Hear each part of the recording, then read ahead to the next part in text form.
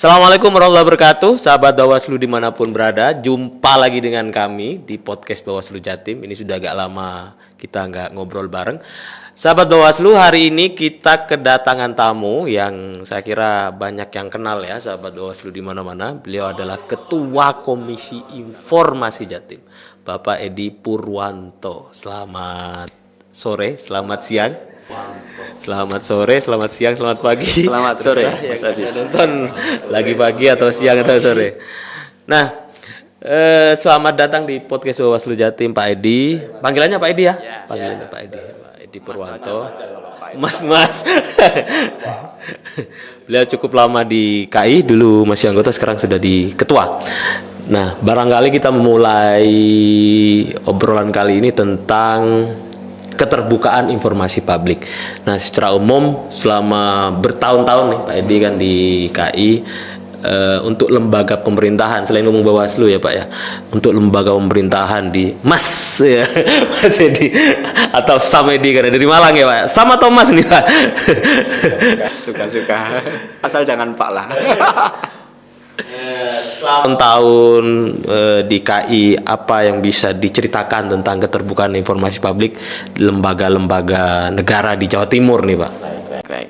Ini sebenarnya hal menarik ya. Jadi ngomong terkait dengan keterbukaan informasi itu, kita kira-kira kalau 2008 dilaksanakan 2010 undang-undang itu, sekarang kita kira sekitar 14 tahun lah ya berjalan ya.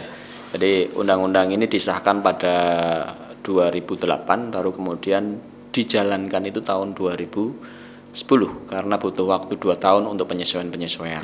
Nah, sepanjang perjalanan 2010 sampai 2024, kira-kira 14 tahun itu mungkin juga banyak catatan. Tapi kemudian ini yang menjadi catatan agak serius di saya. Jadi diskusinya serius.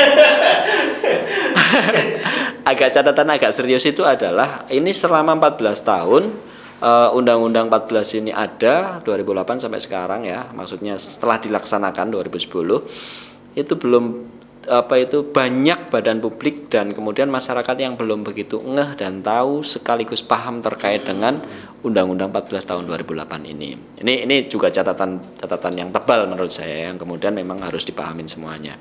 Nah, berangkat dari itulah sebenarnya kami juga berharap kepada semua stakeholder, dan saya alhamdulillah diminta hadir untuk berbagi di podcast Bawaslu ya. Saya nggak hafal makanya. Ini sekaligus juga mengajak pada teman-teman semuanya, masyarakat khususnya di Jawa Timur untuk kemudian menggelorakan kembali terkait dengan semangat keterbukaan. Nah, sebagaimana kita paham bahwasanya keterbukaan di sini adalah urusannya terkait dengan informasi ya. Jadi kalau kita merujuk kepada informasi, kita merujuk lagi kepada landasan yuridis yang kita miliki, yaitu konstitusi yang sudah ada di pasal 28. Jadi pasal 28 itu semuanya membahas tentang hak asasi manusia. Salah satunya adalah hak untuk mendapatkan informasi di pasal 28 huruf F itu. Yang kemudian dari pasal itulah kemudian muncul yang namanya Undang-Undang 14 tahun 2008. Ada lagi ngomongin tentang hak asasi manusia, muncullah undang-undang tentang HAM. Ada lagi ngomongin tentang hak perempuan, muncullah undang-undang perempuan dan anak, perlindungan perempuan dan anak, dan seterusnya, termasuk juga hak atas penyiaran, maka munculnya undang-undang penyiaran. Jadi di pasal 28 itu diturunkan menjadi undang-undang semuanya yang kemudian ngurusin terkait dengan hak warga negara begitu. Nah, di kami saya kebetulan ditakdir untuk menjadi bagian dari Komisi Informasi di Jawa Timur yang kemudian memang punya tugas utama dalam rangka untuk mengawal hak masyarakat atas informasi publik begitu. Jadi tugas utama kami sebagai Komisi Informasi adalah untuk menyelesaikan sengketa informasi antara masyarakat dengan badan publik begitu kan. Jadi yang pertama, kedua adalah membuat aturan teknis terkait dengan standar layanan informasi gitu kan. Itu yang kemudian tugas utamanya. Nah, terkait dengan edukasi dan seterusnya ini sebenarnya tidak menjadi tugas utama. Nah, problemnya karena apa? Karena kami adalah karena tugas kami adalah penyelesaian sengketa, maka kemudian sebenarnya sosialisasi dan seterusnya itu bukan menjadi tugas kami, tapi kemudian sebenarnya tugas yang lain gitu. Tapi karena rupanya banyak masyarakat yang nggak paham, banyak para akademisi yang misalnya tidak begitu fokus terhadap isu-isu ini, maka kemudian kami juga mengambil orientasi terkait dengan bagaimana sebenarnya Undang-Undang 14 tahun 2008 ini terdistribusikan, tersosialisasikan, sehingga masyarakat bisa terpenuhi hak-haknya, khususnya hak atas informasi. Kenapa demikian? Karena rupanya kalau kita ambil ke belakang, informasi itu berpengaruh penting terhadap stabilitas dan kemudian keberlangsungan hidup manusia, begitu. Masyarakat isunya. Karena orang tidak tahu informasi, maka kemudian dia juga tidak paham jejaringnya kemana, pengetahuan apa yang kemudian bisa dimanfaatkan untuk perkembangan sumber daya, perkembangan pengetahuan mereka, begitu. Jadi sangat signifikan hak masyarakat atas hak untuk mendapatkan informasi itu dampaknya sangat luar biasa, begitu. Nah, maka dari itu kami mengajak kepada semua yang kemudian mengetahui terkait dengan undang-undang ini, atau kemudian pemerintah yang kemudian sudah memahami ini, ya mari kita jalankan undang-undang ini dengan baik, begitu.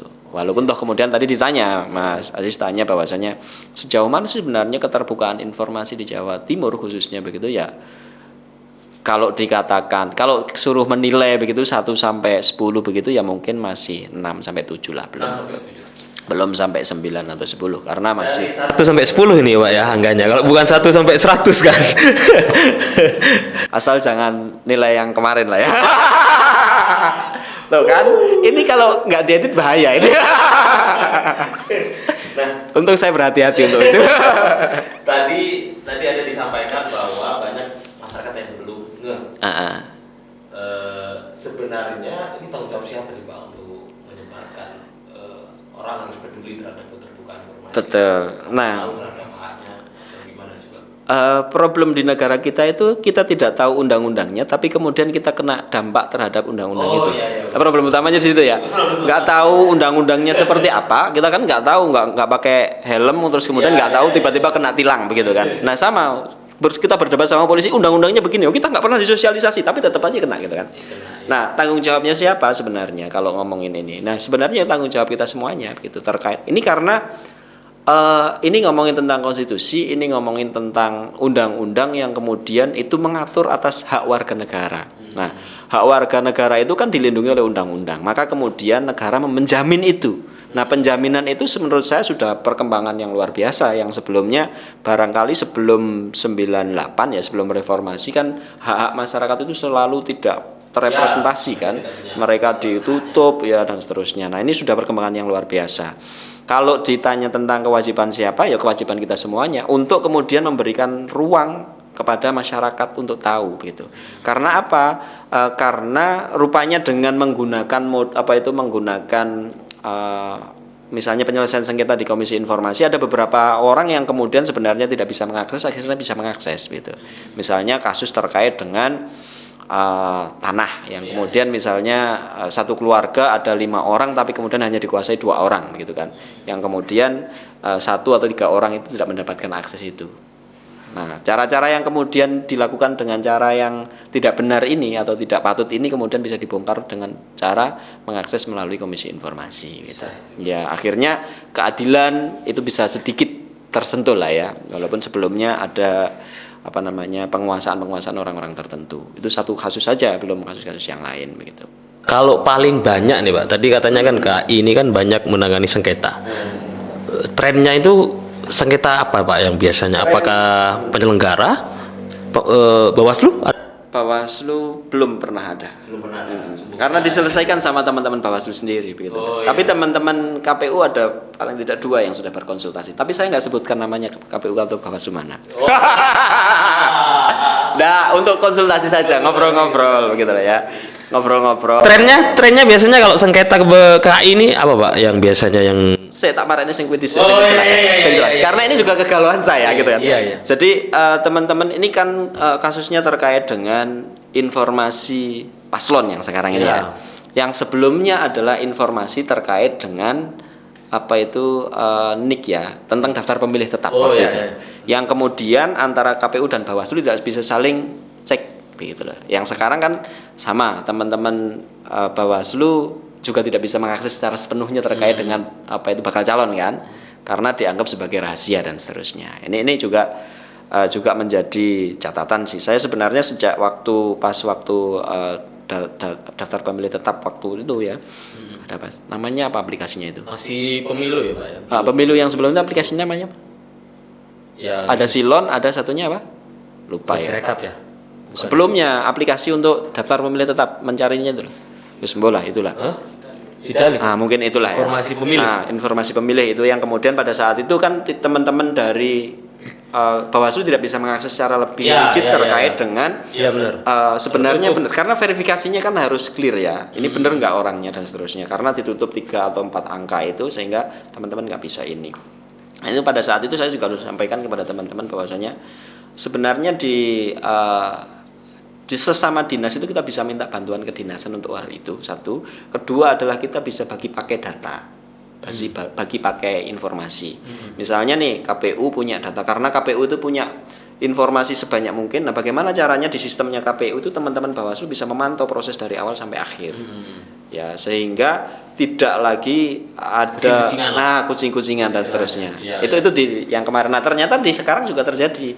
Karena sama. Iya, karena teman-teman Bawaslu pengen tahu nih ya pasangan calon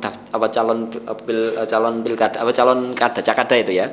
Cakada itu pengen tahu detailnya seperti apa. Benar nggak sih verifikasinya KPU? Karena KPU itu adalah pekerja yang kemudian diawasi oleh Bawaslu, sementara Bawaslu tidak bisa memantau secara rigid kan jadi bermasalah.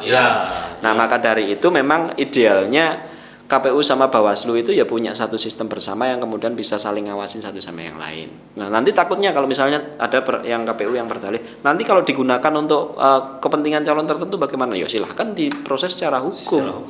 Karena itu menggunakan data untuk melawan hukum misalnya begitu kan. Ya silahkan diproses secara hukum, secara pidana atau apa begitu. Tapi kemudian kalau kemudian jauh-jauhan ini nggak boleh tahu gitu kan. Kasihan juga. Teman-teman Bawaslu itu sajane ngawasi opo lek harus diawasi kan begitu kan. Nah, maka dari itu silahkan nanti duduk bareng lah, entah khususnya di KPU besar lah. Bisa duduk bareng untuk bagaimana sih sebenarnya pengelolaan data dan informasi ini supaya bisa check and balance. Teman-teman KPU bisa menyelenggarakan dengan oke, teman-teman Bawaslu juga bisa memantau terkait dengan pekerjaan secara rigid begitu, tanpa kemudian ada yang dikecualikan. Terlepas itu informasi dikecualikan atau tidak nanti bikin mekanismenya. Artinya kalau bisa selesaikan secara baik-baik di internal nggak usah. Tapi tetap harus dalam bentuk konstitusi aturan, begitu loh. Konstruksinya tetap konstruksi aturan, tidak kemudian selesai baik-baik saja, nanti sini selesai baik-baik saja, sana nggak selesai baik-baik saja. Gitu. Artinya harus ada keselarasan pemahaman terkait dengan penggunaan data dan publikasi data ini, sehingga nanti ada sinergi yang baik sehingga bisa saling check and balance gitu. Antara KPU dan Bawaslu karena sangat penting ini. Ini penting menurut saya karena apa? Karena ini kan yang penyelenggara sama yang diawasi gitu kan harus sama DKPP. DKPP juga harus bisa akses itu semuanya. Mestinya. Ini masukan bagus. Karena DKPP karena DKPP ngawasin juga. Pengawasnya pengawas itu di sini. Oke, itu sih menurut saya. Ini keluhan saya sih sebenarnya. Kalau misalnya ini diapresiasi monggo, kalau tidak juga nggak menjadi masalah. Gagasan bagus ini kalau bisa ditonton oleh banyak pihak dan menjadi satu aturan yang kemudian merujuk ke aplikasi atau apa ya Pak ya. Kayak dulu kan Sidali ya. Ada banyak kan Sirekap, Sidali, dan kalau Bawaslu punya Siwaslu dan semacamnya. Nah, tentang kalau berkaitan dengan kita agak spesifik mungkin tentang keterbukaan informasi di penyelenggara pemilu. Ini gimana nih KI memandangnya ini? Bawaslu ini gimana sih? Sudah terbuka atau belum ini? Pada prinsipnya gini, saya tidak bercerita dan membandingkan tidak membandingkan, tapi kemudian saya bercerita fakta saja. Bahwasanya kalau saya melihat itu antara Bawaslu dari beberapa tahun terakhir beberapa tahun kami melakukan monitoring dan evaluasi di Bawaslu sama KPU. Nanti mohon maaf ini tidak menyinggung siapa saja, tapi saya bercerita fakta begitu. Nah, saya melihat bahwasanya ini bukan gara-gara ini adalah Bawaslu ya. Bukan gara-gara Bawaslu. Serius, nanti yang nonton jangan bukan gara-gara Bawaslu. Tapi saya melihat bahwasanya teman-teman Bawaslu lebih sistematis dalam mengelola data. Lebih sistematis dan lebih terbuka gitu loh. Kenapa demikian? Karena saya melihat mungkin ada tim tersendiri yang kemudian memang dipercaya untuk mengelola itu begitu. Nah, sementara di KPU itu hampir dari tahun ke tahun saya selalu melakukan pengecekan di beberapa informasi yang diumumkan ataupun yang lainnya. Kadang tidak ada, kadang pokoknya agak tidak sistematis lah, gambarnya seperti itu. Nah, ini yang kemudian ya butuh juga sih ngobrol enak-enakan bareng-bareng juga gitu loh. Ayo kita tata banget baik-baik supaya nanti masyarakat paham lah ya terkait dengan apa yang sedang dilakukan oleh teman-teman KPU, apa yang dilakukan oleh kawan-kawan dari Bawaslu, sehingga masyarakat juga bisa semakin mempercayai lembaga publik ini gitu loh. Jadi lembaga hasil reformasi itu kan salah satunya KPU sama Bawaslu itu yang kemudian dia punya kewenangan penuh untuk menyelenggarakan pemilihan gitu kan. Nah, kami juga di Komisi Informasi itu sudah punya dari turunan Undang-Undang 14 tahun 2008 terkait dengan standar penyelesaian sengketa informasi pemilu dan pemilihan itu kami punya peraturan Komisi Informasi nomor 1 tahun 2019. Ada bedanya nggak pemilu dan pemilihan? Beda dengan pemilu dan pemilihan itu dari satu kan. Sama. Pemilu itu ada tahapan atau enggak? Pemilu sama pemilihan kan, pemilihan itu pemilihan apa saja kan, pemilu kada dan seterusnya. Pemilu kan pemilu secara umum kan. Karena ini posisinya beda antara pemilu sama pemilu kada. Terkinya 1 tahun 2019 itu bunyinya seperti itu, penyelesaian sengketa informasi, pemilu dan pemilihan. Bedanya apa ya? Bedanya? Pemilihan umum sama pilkada kan beda. Iya. Itu. Maksudnya dalam konteks kalau bedanya tenggat waktunya beda. Kalau misalnya antara sampean bilang bahwasanya proses tahapan pemilu atau pemilu kada dengan yang biasa, ini beda. Kalau di yang waktu biasa begitu ya, misalnya umum ini tidak sedang tahapan. Ini kebetulan sedang tahapan ya di KPU dan Bawaslu penyelenggara itu kan. Nah, kalau tidak dalam proses tahapan maka sebenarnya orang memohon informasi ya. Saya memohon informasi kepada Bawaslu punya waktu 10 hari kerja untuk menjawab. Masih agak lama ya? Agak lama. Nanti kalau misalnya di hari ke-9 atau hari ke-10 membalasi ke saya, mohon maaf informasi yang Anda mohonkan masih dalam konfirmasi atau masih dalam pencarian atau masih saya koordinasi. Boleh, nanti ada tambahan waktu 7 hari kerja. Jadi 17 hari kerja. Jadi 17 hari kerja. Gitu.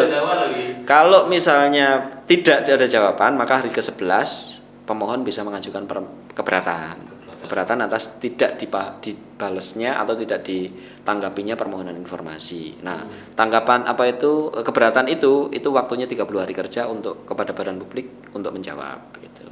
30 hari kerja atau sebelumnya misalnya 15 hari kerja atau 2 hari kerja dijawab tapi tidak puas atau tidak dijawab sampai 30 hari kerja, pemohon mengajukan permohonan penyelesaian sengketa informasi di Komisi Informasi Jawa Timur. Ini kalau murni gitu kan. Kalau tidak ada tahapan. Nah, kalau ada tahapan nih teman-teman semuanya bisa memohon informasi waktunya pendek sekali. Jadi, ketika misalnya orang memohon informasi ke KPU, Bawaslu ataupun DKPP, waktu menjawabnya permohonan informasi cuma 3 hari kerja. Sangat pendek. Sangat pendek. Sekarang minta, lusa harus sudah terpenuhi gitu kan. Kalau enggak, maka kemudian dia bisa mengajukan keberatan. Nah, kalau tadi itu saya bilang bahwasanya ada tenggat waktu 7 hari untuk biasa, kalau pas waktu tahapan itu tenggat waktunya 2 hari. Hari ketiga dijawab informasinya masih dalam pencarian atau apapun yang lain atau masih saya koordinasikan maka tambah 2 hari. Setelah 5 hari maka dia keberatan. Nah, keberatannya sama 30 hari kerja. Begitu. Sangat pendek. Pendek, makanya cepat. Potensi ada sengketa. Dulu pernah ada. Mas, saya nggak enak loh itu. Mas aja, cak juga nggak apa-apa. Asal jangan dibalik. Skip nanti Mas ya. Jadi dulu ada salah satu daerah yang itu saya nyebut nama aja mungkin Cak Edi atau Mas Edi pernah tahu ya. Itu jadikan kesempatan. Di misalnya ada satu daerah yang itu kalau tidak keliru ada pemohon informasi. Dengan waktunya ke 3 hari akhirnya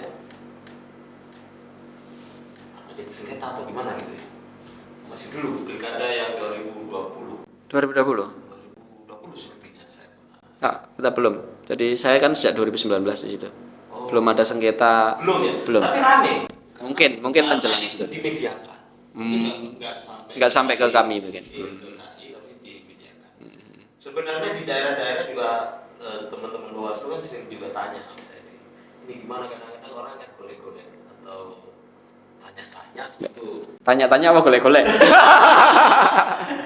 Bermohon informasi tapi sebenarnya dalam tanda petik tujuannya bukan cari informasi. Ya. Itu gimana tuh ada bicara begitu itu? Nah, itu sih penting gini. Kalau misalnya karena ini saya di Bawaslu dan Bawaslu sebagai badan publik, ya tanggung jawab Anda sebagai badan publik karena itu tertuang dalam Undang-Undang 14 tahun 2008 memberikan pelayanan, ya layanin saja. Terlepas dia itu tujuannya untuk apa. Sing penting ya, yang penting adalah dia memenuhi legal standing sebagai pemohon. Misalnya kalau orang harus ada IC-nya atau KTP atau paspor ya. Nggak tahu SIM itu masuk identitas perseorangan atau enggak ya. Ketika paspor ataupun KTP. Kalau perseorangan. Kalau nggak ada ini, kita bisa bilang bahwa kepada mereka bahwasanya Anda tidak lengkap untuk memohon informasi. Kalau misalnya dia mengatasnamakan LSM atau pers ataupun lembaga lah ya. Maaf. Maka kemudian dia harus punya AHU. Jadi anggaran dasar yang kemudian sudah terdaftar di Kumham, yang kemudian keluarlah nomor AHU itu. Kalau nggak ada itu, maka dia nggak punya legal standing untuk sebagai pemohon atas nama lembaga. Bisa tidak dijawab kalau nggak punya legal standing gitu. Dijawab saja, legal standing Anda tidak memenuhi. Oh, jawabannya. Tetap dijawab, bukan tidak dijawab. Kalau tidak dijawab kan berarti nggak melayanin. Nggak melayani. Nah, Harus melayani. Oh, kita gini apa? Kita kan gini loh. Salah. Melayani. Apalagi kalau misalnya yang pemohonnya kepada KPU tidak dilayani begini, malah diginikan, bahaya juga itu kan. Bahaya. Gitu. Terus kemudian kita lanjut, kalau misalnya itu pemohonnya adalah dalam bentuk kelompok, maka harus ada surat kuasa. 3 ini legal standingnya sebagai pemohon. Kalau memenuhi 3-3-nya, salah satu di antara ketiganya, maka kemudian kita harus memberikan pelayanan. Nah, terkait dengan nanti misalnya keberuntukannya untuk apa, serius atau tidak, atau hanya dalam tanda petik golek-golek tadi kata sampean ya, saya hanya Diedit. Nggak apa-apa. Ini nggak apa-apa. Ini memang harus disampaikan. Maka kemudian itu akan menjadi pertimbangan di Komisi Informasi yang kemudian nanti akan mempertimbangkan lah ya serius dan tidaknya. Nanti karena kami juga akan melihat tujuan permohonannya untuk apa dan seterusnya. Biar hakim nanti yang menetapkan begitu. Tapi saya nggak kasih bocoran di sini. Gitu. Karena nanti kalau saya kasih bocoran di sini, kemarin pas waktu di podcastnya Bawaslu Jatim, Saman bilangnya begini, ternyata putusannya tidak begini. Nah, saya salah dong, begitu kan. Tidak boleh kasih bocoran. Kecuali nanti saya itu sudah tidak jadi komisioner, saya akan kasih trik-triknya. Karena nggak ada konflik interest gitu loh ya lah. Nggak akan jadi hakim lagi gitu kan. Ada cerita lagi Mas. Iya. Ini ketika rekrutmen. Rekrutmen itu kan terutama yang ramai itu kan Panwascam. Kalau Bawaslu Kota kayaknya nggak begitu ramai. Panwascam itu banyak sekali pemohon itu yang meminta nilai. Nah, minta nilai realnya. Padahal di Bawaslu kalau tidak keliru itu masuk dalam informasi yang dikecualikan. Oke. Itu gimana tuh terhadap begitu? Ini kan sebentar lagi mau PTPS. Tapi PTPS minta nilai ini kan gimana ini? Ya, boleh saja, itu kewajiban dari badan publik itu adalah salah satunya adalah melakukan pengecualian informasi. Jadi mengecualikan informasi yang dimiliki, gitu kan, hak mereka. Tapi harus dengan melakukan uji konsekuensi, gitu ya. Jelas. Kalau tidak dilakukan uji konsekuensi, maka karena di pasal 19 itu disampaikan bahwasanya setiap informasi yang dikecualikan harus melalui uji konsekuensi. Kalau belum pernah melakukan uji konsekuensi berarti informasinya tidak ada yang dikecualikan. Logika sederhananya kalau dibalik begitu kan. Nah, kalau sudah melakukan uji konsekuensi dan kemudian ada informasi yang dikecualikan, oke. Bisa jadi oke.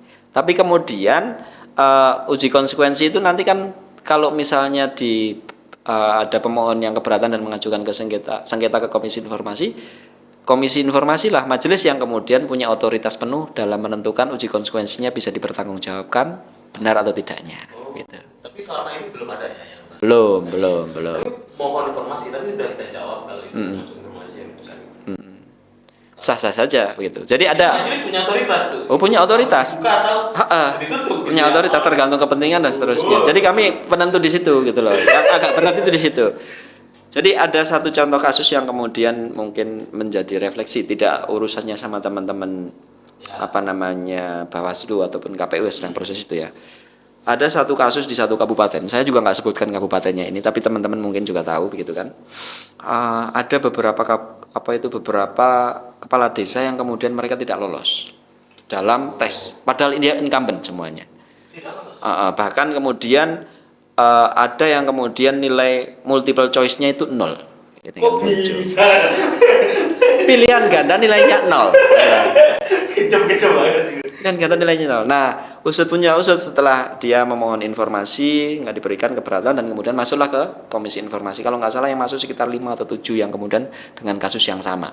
Kepala desa incumbent tapi kemudian dia nggak masuk atau nilainya tulisnya jelek gitu kan. Nah, satu yang kemudian nilainya 0 itu setelah diidentifikasi ternyata soalnya hilang dalam tanda petik. Hilang atau dihilangkan kita nggak tahu. Tapi kemudian pada fakta persidangan dia mengatakan hilang. Panitia juga menyampaikan hilang gitu kan. Nah, disusuklah, carilah perguruan tinggi mana yang mencari dan seterusnya. Setelah kemudian kita cek dan seterusnya, nah ini bisa menjadi jurisprudensi kepada teman-teman tadi itu bahwasanya karena ini adalah masuk dalam informasinya dia sendiri, ya kan saya mengerjakan soal punya saya butuh nilai saya sendiri. Di putusan itu menyampaikan boleh. Jadi tahu kan, saya mengerjakan kan bukan ada urusan yang lain. Kalau misalnya nanti ada menyangkut hubungan dengan orang lain, misalnya informasinya itu nilainya ke kanan begitu ya.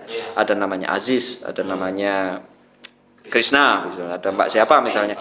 Maka kemudian yang dibuka punya saya saja, karena saya yang minta punya saya, punya sampean di blur. Oh, punya yang lain Punyanya di blur, yang punyanya dia dikasih gitu kan. Nah, itu bukan yang itu. Saya hendak bercerita bahwasanya itu bisa menggunakan seperti itu karena apa? Itu adalah miliknya sendiri gitu loh. Jadi dia punya hak atas miliknya sendiri. Sampean misalnya dalam proses ini kan masuk dalam informasi kecuali rekam medis misalnya. Sampean misalnya tidak masuk dalam proses iku kok akeh sengketa kok malah enggak lihat. Rekam medis misalnya ya, dinas kesehatan. Maka kemudian sampean punya hak untuk mengetahui punya sampean sendiri berdasarkan pada putusan yang pernah kita lakukan lah ya. Punya sampean harus tahu. Enggak harus tahu, sampean bisa mengakses punya sampean sendiri minta ke entah panitia, entah kepada yang melakukan penyelenggaraan itu. Lihat kita aja badan publiknya mana. Sampean lihat punya sampean sendiri kayak apa? Boleh itu. Apa saya stres? Ada teman yang kemudian, mudah-mudahan nggak tersinggung orangnya. Ada teman yang kemudian gara-gara dulu belum ada tahun awal itu belum populer lah komisi informasi. Dia itu nggak lolos gara-gara medis kesehatan gitu atau kesehatan jiwa lah. Sampai kemudian dia mencari pembanding ke rumah sakit apa yang kemudian menunjukkan aku sehat ternyata begitu loh. Nah, itu kan belum ada yang begitu. Nah, kalau sekarang kan kita terbuka, panitia juga harus terbuka tentang hal-hal seperti itu. Kalau misalnya rekam medisnya seperti apa, ya sampaikan saja. Karena kita sama-sama tahu lah proses pemilihan itu seperti apa dan seterusnya.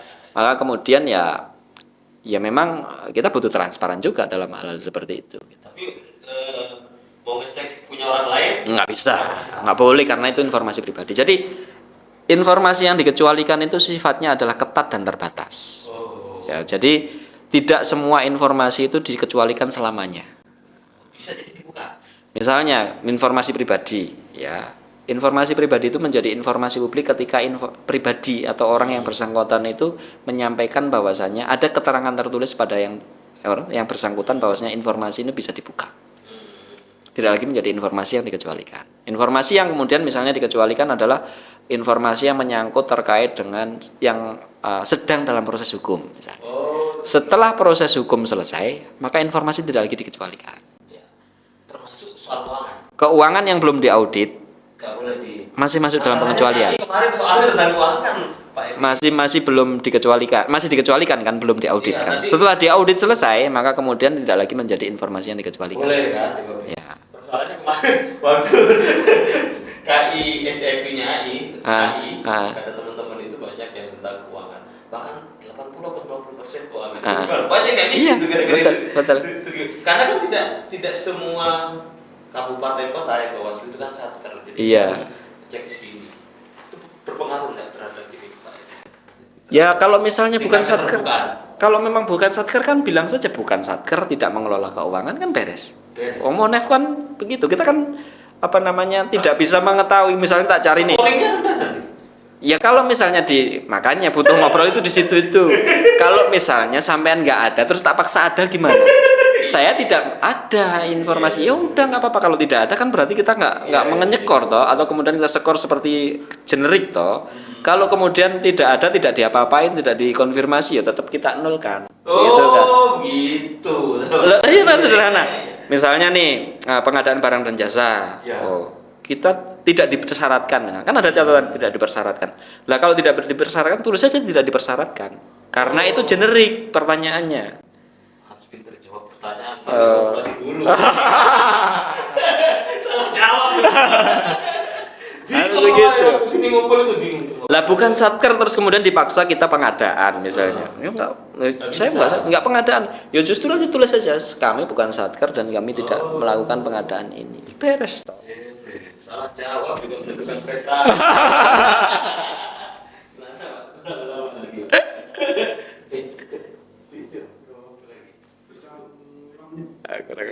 Anak cucu barang apa lagi?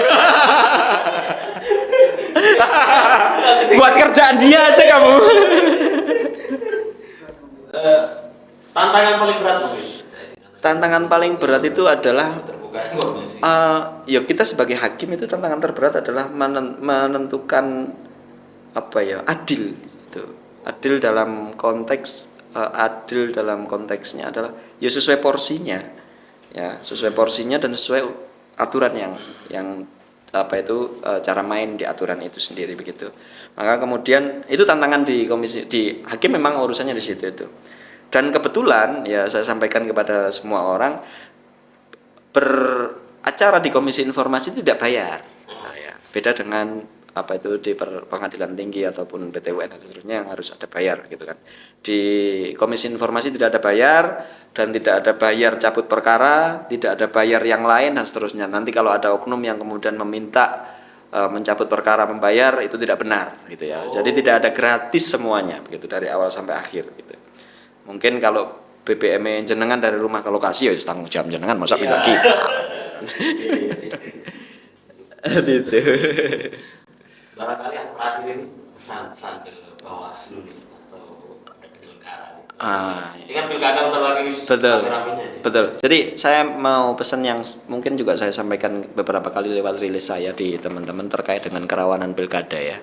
Di Jawa Timur itu mungkin kerawanannya lumayan tinggi. Sebagaimana kita tahu beberapa tahun ya pilkada mulai 2008 sampai sekarang. Ini kan kerawanan di beberapa titik tertentu, saya juga nggak sebutkan kabupatennya gitu kan, takut nggak enak gitu kan. Nah kita tahu semuanya lah kerawanannya seperti apa sih sebenarnya. Puncak kerawanan itu sebenarnya apa, puncak konflik itu sebenarnya apa? Ketertutupan, ketidaktahuan orang terhadap informasi yang sebenarnya harusnya diakses gitu. Ketidakterbukaan itulah yang kemudian memacu orang untuk pengen tahu, dan pengen tahu itulah kemudian memacu konflik yang berkepanjangan. Nah, maka kemudian mari kita bersama-sama bergandengan tangan, baik KPU, Bawaslu ataupun DKPP yang kemudian sebagai pengawas, kita menjaga demokrasi di Jawa Timur itu tetap adem, ayem, tentrem sebagaimana khas Jawa Timuran begitu.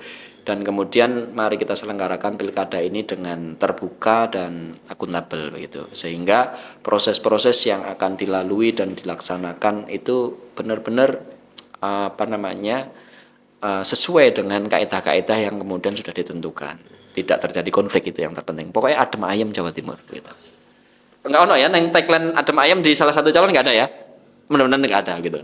Nah, nanti aku takut partisan. Oh, visi misinya belum jadi. Kayaknya belum ada. Sekian sahabat Bawaslu. Yang jelas Bawaslu Jatim berkomitmen untuk selalu mewujudkan keterbukaan.